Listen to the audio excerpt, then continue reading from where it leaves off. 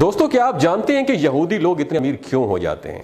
تو کسی مسلمان نے ایک یہودی سے پوچھا کہ ساری دنیا میں جتنی بڑی کمپنیز ہیں وہ یہودیوں کی ہیں، حالانکہ تمہاری تعداد سب سے کم ہے، پھر بھی تم لوگ سب سے آگے ہو، یعنی تمہاری تعداد پوری دنیا میں 9.2 ملین ہے اور مسلمان 1 ارب 40 کروڑ ہے۔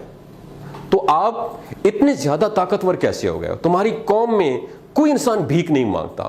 تو اس پر یہودی نے جو جواب دیا، آپ نے دماغ کی کھڑکیوں کو کھول کے وہ جواب سنا ہے۔ اس نے بتایا کہ ہم اپنی زندگی ان 3 اصولوں پہ گزارتے ہیں۔ نمبر 1، ہم اپنی زندگی علم حاصل کرنے میں لگا دیتے ہیں۔ نمبر 2، وہ کہتے ہیں کہ ہم اپنے بچوں کو بچپن سے ہی بزنس کرنا، تجارت کرنا سکھاتے ہیں۔ نمبر 3، ہم اپنے اندر بھائی چارگی پیدا کرتے ہیں، ایک دوسرے کو سپورٹ کرتے ہیں، اور یہودی دنیا میں کسی جگہ پہ بھی رہتے ہیں تو ایک دوسرے سے کنیکٹ رہتے ہیں، اور چاہے ہم کتنے ہی بڑے کیوں نہ ہو جائیں، ہم اپنے مذہب کے لیے صرف کام کرتے ہیں۔ اور ہم نے یہ ساری چیزیں، آپ کو پتہ ہے کس سے سیکھی؟ یہ یہودی کہہ رہا ہے، وہ بتاتا ہے کہ ہم نے یہ ساری چیزیں تمہارے نبی کریم صلی اللہ علیہ وآلہ وسلم سے سیکھی ہیں۔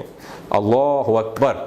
دوستوں، یہ باتیں آپ کے ساتھ شیئر کرنے کا بنیادی مقصد یہ ہے کہ دوسرے لوگ ہمارے نبی کریم صلی اللہ علیہ وآلہ وسلم کو فالو کر کے کامیابی حاصل کر رہے ہیں، اور ہم مسلمان ہیں جو کہ دنیا والوں کو فالو کرنے میں لگے ہوئے ہیں۔ تو کامیابی چاہتے ہو تو اپنے نبی کو فالو کرو، دنیا میں بھی کامیاب رہو گے اور آخرت میں بھی کامیاب رہو۔ تو کہنے کا مقصد یہ ہے کہ ہمارے نبی صلی اللہ علیہ وسلم نے فرمایا تھا کہ تفرقوں میں نہ پڑو اور رسی کو مضبوطی سے پکڑو۔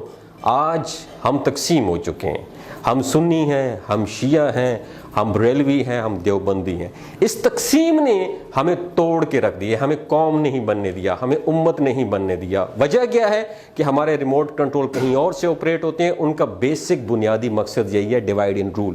ان کو تقسیم کر دو اور ان پر حکومت کرو۔ دوستو، بات کرنے کا مقصد یہ ہے کہ ان کے 3 فالو جو ہے نا، وہ ہماری اسلامی تعلیمات سے انہوں نے لیے ہیں۔ یہ بھائی چارگی کو اپناتے ہیں، ہمارے اندر بھائی چارگی بالکل بھی نہیں ہے، ہم بالکل بھی ایک دوسرے کو دیکھ ہی نہیں سکتے۔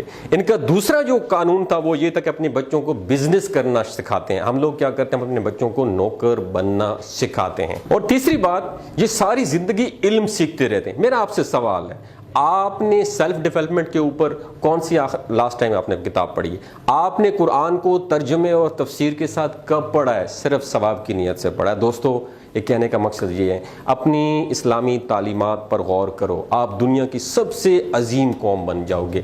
ان سب کے اوپر حکومت کرو گے جو صرف تھوڑے سے ہو کے آپ لوگوں پہ حکومت کر رہے ہیں۔ اپنا اور اپنے ساتھ جڑے رشتوں کا خیال رکھیے گا۔ اللہ حافظ۔ آپ نے سیلف ڈیولپمنٹ کے اوپر کون سی لاسٹ ٹائم آپ نے کتاب پڑھی ہے؟